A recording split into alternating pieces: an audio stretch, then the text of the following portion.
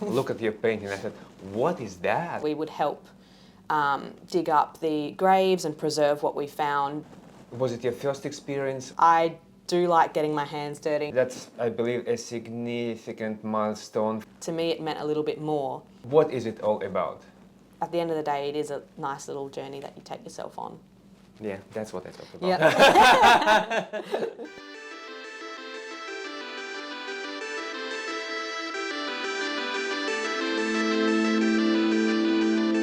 Hi, today Art in Adelaide is talking to Brianna Fantis. Hi, Brianna. Thank you for having me. Oh, thank you for inviting us to your studio, and congratulations on your solo exhibition, which we'll talk about very soon.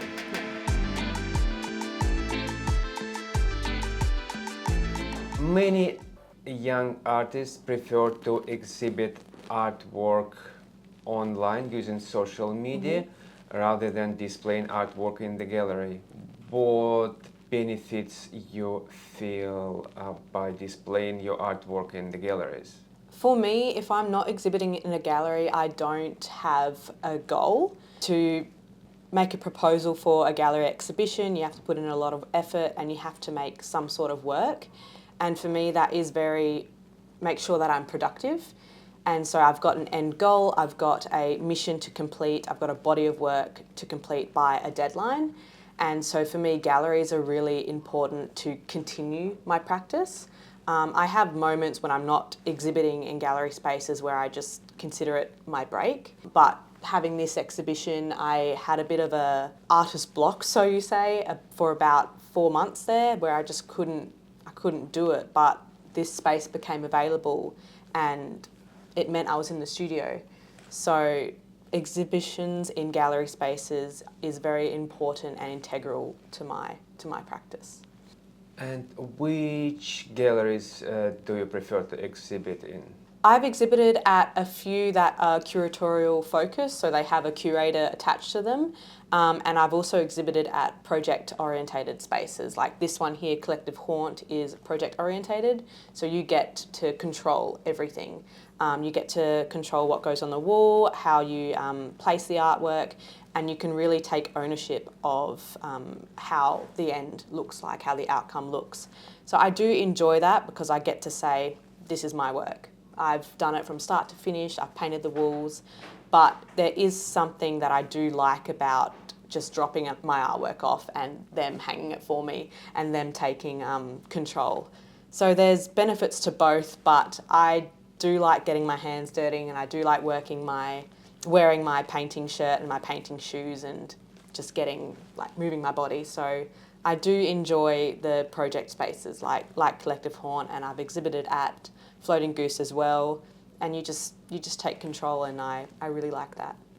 And could you tell more about curated exhibitions? So it's got the same process as project-orientated spaces in the sense that you still have to apply and write a proposal and submit some images, but curated spaces, they have a employed curator that will take your artwork that you offer them and they will arrange it to the story that they feel fits your concept. They are in charge of the outcome. That's what a curated space does. And the current exhibition, which is project orientated, yeah. Did you specifically choose to make it project orientated, or it just happened to be that way?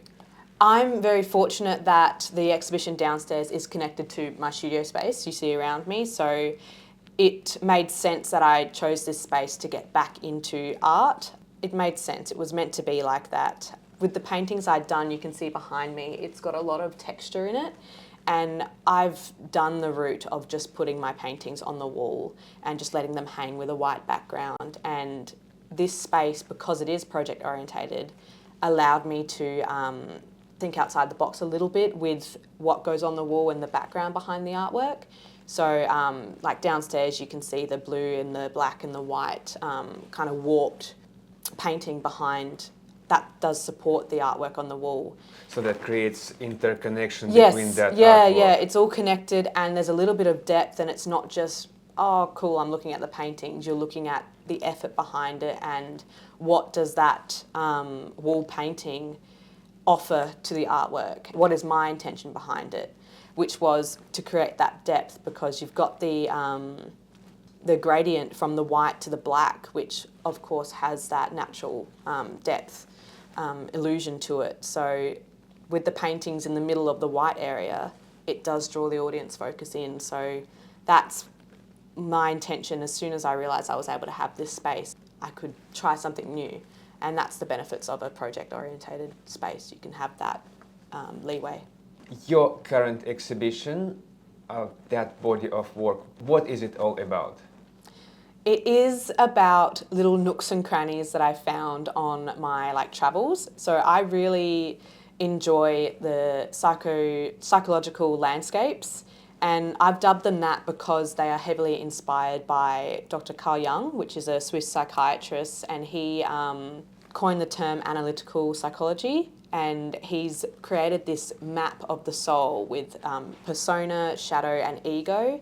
And my work really focuses in on the shadow component of it, which is you have to really dig deep in yourself and look yourself in the mirror and see things that you don't like, bring them to the surface, discuss it together with what you project outwards and try and find that balance. And so that's where these little figures have come in, and the cloak in my self-portraiture, because you're bringing the cloak off, and these little figures that are through my artwork, they're like your little friends when you go on this journey, so that you're not alone working through these hard emotions and the dark emotions that you don't want to revisit, but to get a better balanced version of yourself, you do need to work through those emotions sometimes. And so when I was in New Zealand last year, I was there for about 10 weeks, I just realised that the tunnel imagery and the caves that I would see really spoke to me. And so whenever I was on my hikes that I went or some tours that I was on, I would just snag photos of all the caves and the crevices and the little lakes that I'd see, because it made sense to me that that could translate into a psychological landscape. I'm trying to, in this exhibition, put a lot of literal and metaphorical imagery into an idea that is quite figurative. There's nothing materialistic that you can put onto Carl Jung's theories. And so when I saw these little openings in nature, I thought, why can't I go in those openings? Why can't I see what's beyond there? Obviously I can't, because it's just a cave and it's just a little waterfall nook, but to me it meant a little bit more. It's a lobby of doors that you can walk inside, and that does translate into real life. You've got sliding doors moments. If I went that way, what could happen in my life? If I went this way, why did I choose this? So every one of those paintings down there has an opening of sorts, or a riverbed of sorts, that is essentially one avenue you could have taken, or I could have taken, because it is quite personal in life. So, and I hope people attach themselves to at least one of the paintings that maybe mirrors a life choice of theirs. So it can be quite happy and it can be quite sad, but at the end of the day, it is a nice little journey that you take yourself on. Was it your first experience, or you did a lot of responses to your travel experience in your artwork? So when I was in university, I got a scholarship to go to Mongolia for a month, and this was a collective of 5 artists in the art degree that I was in, because I graduated from Bachelor of Creative Arts at Flinders University, and I focused on painting. And I went over with jewellers, another painter and some sculpture artists, and we attached ourselves to an archaeological excavation scientist team from America, and we would help dig up the graves and preserve what we found for the Mongolian museum, and our goal there was to respond to it. When my travels do impact me in a sense that I don't create art when I'm there, I just can't. I switch off in a way, but as soon as I'm back, there's an outlet that I have to let something out. my process with my travels really is, all right, let's absorb everything that's around me and then I'll create later. So I would make notes and I would take inspired imagery, but when I got back from Mongolia, for example, the only thing that I could create was a self-portrait of me in my hotel room after camping for 3 weeks. And that's how I felt. I thought I'd gone through all of this for better. I'm a better person because of it. And that's what happened with New Zealand as well. I was able to look through my daily life and see so many different openings that this exhibition has caused me to look at differently. So when I'm walking down the street, I see a crack in the ground, I'm like, that's pretty cool. That composition could look cool in a painting. And I try and make the job easier for myself by taking a photo in a way that could easily transform into a composition on a painting, which is what you see a lot downstairs as well. So you prefer to absorb information while you travel rather than painting studies and other stuff and taking photos instead? I do, yes. Memories are a big thing for me because, yes, photos are a literal memory, but you can transform that memory and the feelings that you had into a painting.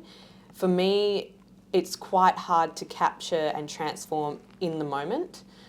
Personally, I don't have time. I want to keep exploring. I don't have time to stop and make space for that in my travels because I've got a bucket list. I want to see so many things.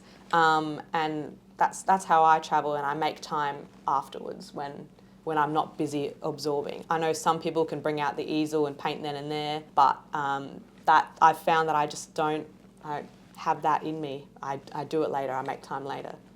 Yeah, with your Mongolian body of work, when I scrolled on your Instagram, I've seen when stuck in the mud and look at your painting. I said, what is that? Yes, it's we had to travel in vans for 3 days from the capital, which is Ulaanbaatar, and we ended up in the Darkhad region. And yeah, we had to travel through marsh, and the vans, of course, got stuck. And I just thought, instead of helping, I'm going to take a photo, and then I'll help.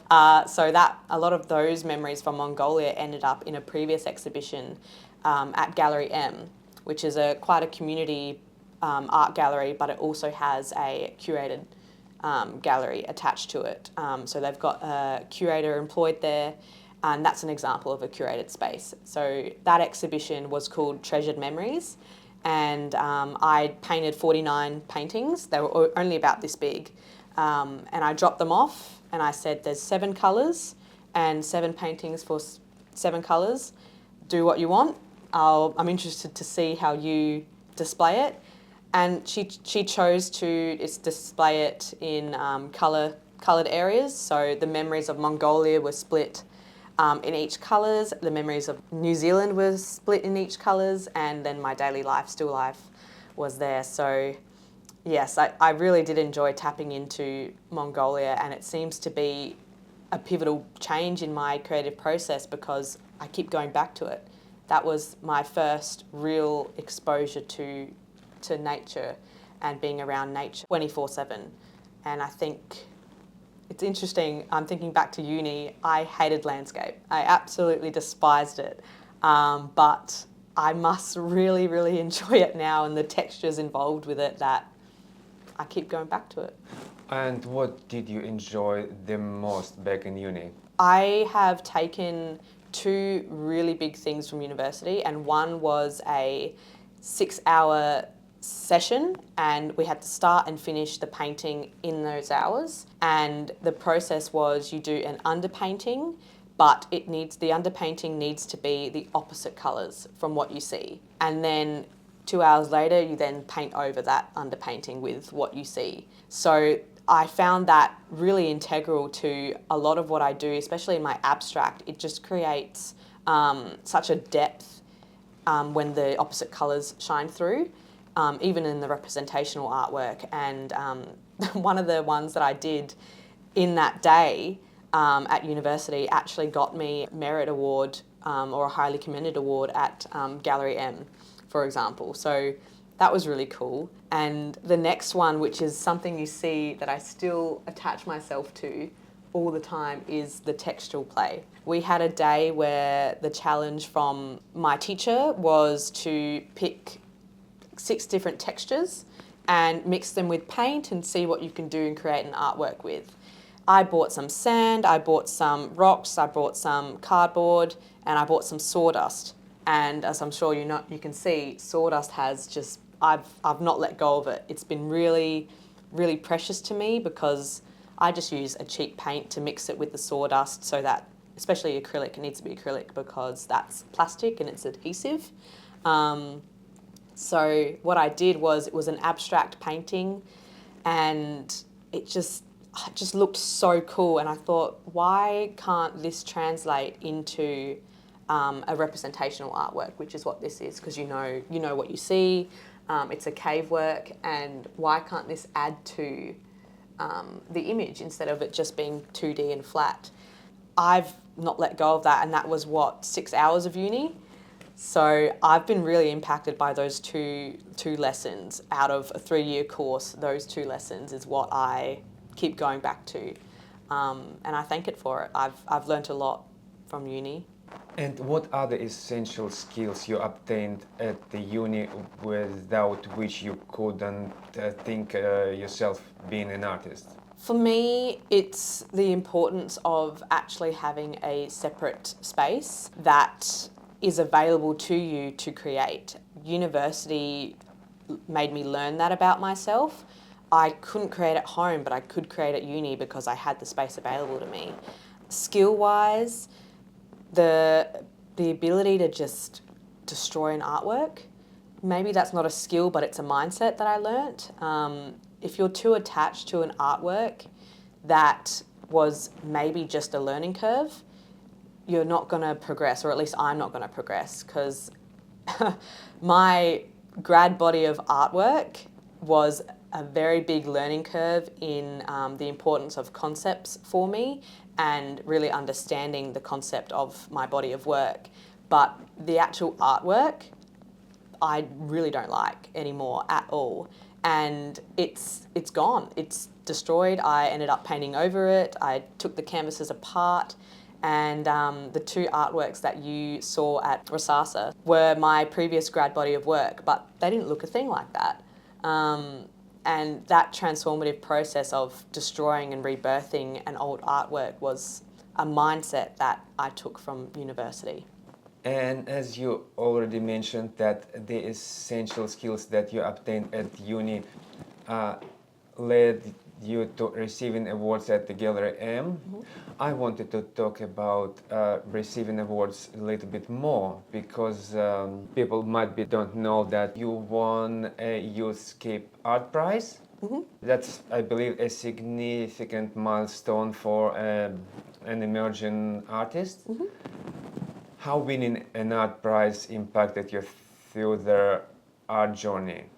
Yes, Youthscape was really intriguing. That's the one you've got behind you there, but that was really wonderful. It was a really big surprise because you just never think that it's going to be you, because Youthscape is such an eclectic group of artwork, so many abstracts, so many representational, so many portraits, but they chose mine, and that was a great feeling. But I had a plan in university that got stunted by COVID, of course. So I was meant to go to Italy, Florence, for a month to study gallery management and curating. And that was going to be in place of a subject. And of course I got the call saying, I'm so sorry, we can't do this, travel is to a halt. And so that was on the back burner for 3 years because my name was still in this organisation's registry. So when we came out of it, it was about 2022 when I won, that I got the email saying, would you prefer to do an internship now that you've graduated, and we can put you in the New Zealand program? And I said, that would be wonderful. Let me do it a year later because I just need to get myself in order. I need to organise travel documents and, organise things with work. at that time of confirming, I won Youthscape, which is a significant value prize for $5,000. And I knew exactly where that money would go, and it would go towards funding this experience, because in university I had OS Help Loan and all of that to help me travel. So I still had that money that I hadn't touched, but the money from Youthscape would allow me to go out and explore and really figure out where my inspiration would come from, which then I've realised is the natural forms and the caves and the tunnels and the crevices. So Youthscape was incredibly integral for me to actually have financial security in that discovery of, will I enjoy gallery management? Will I enjoy gallery curation? It allowed me to comfortably step into a different part of art, the art industry. And yeah, I've realised that gallery curation is really cool, and I have been doing that in the project-orientated spaces already. But it was really good to see the behind the scenes of a commercial gallery, which would be, you know, an employed curator.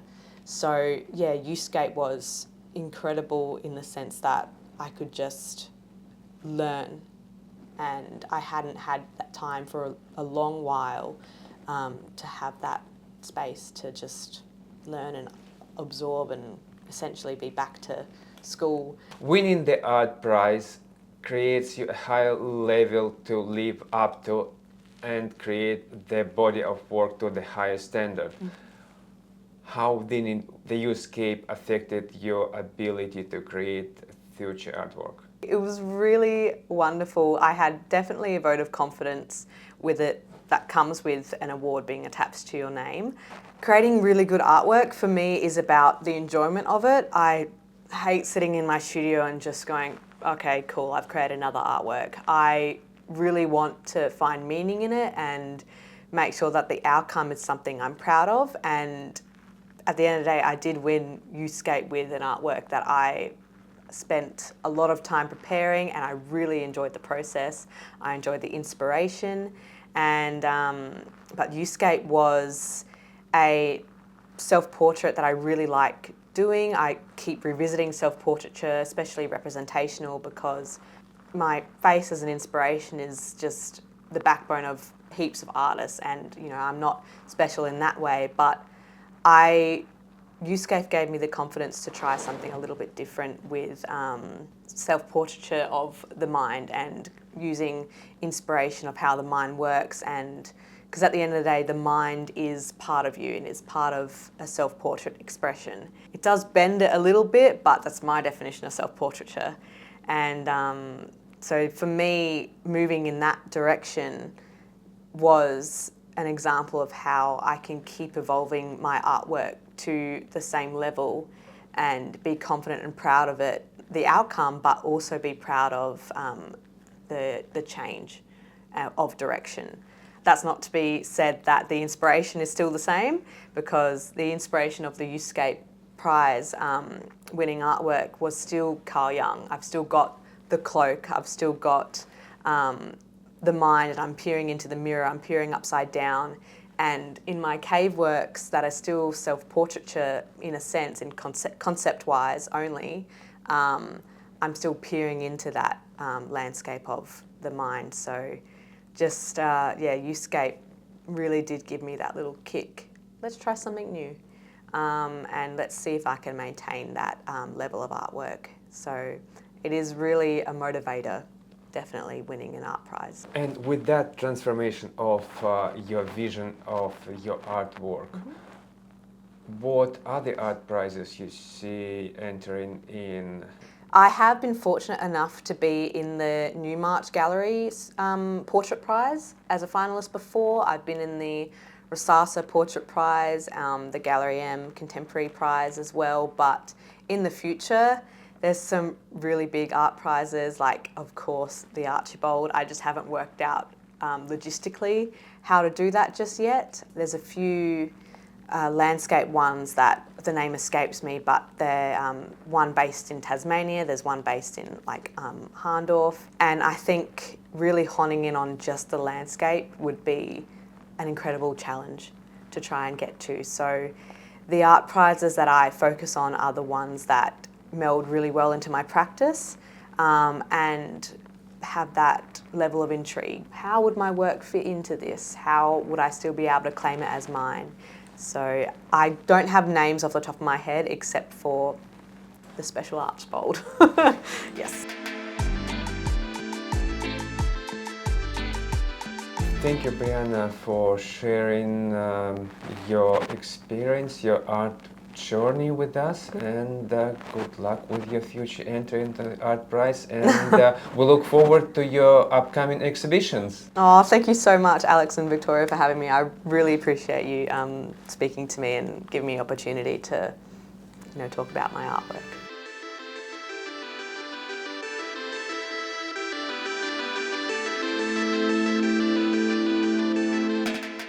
It's just a flick of the button that I can just turn it off. I think would be better. Yeah, Sure. I'll go yeah. turn it off. Yeah.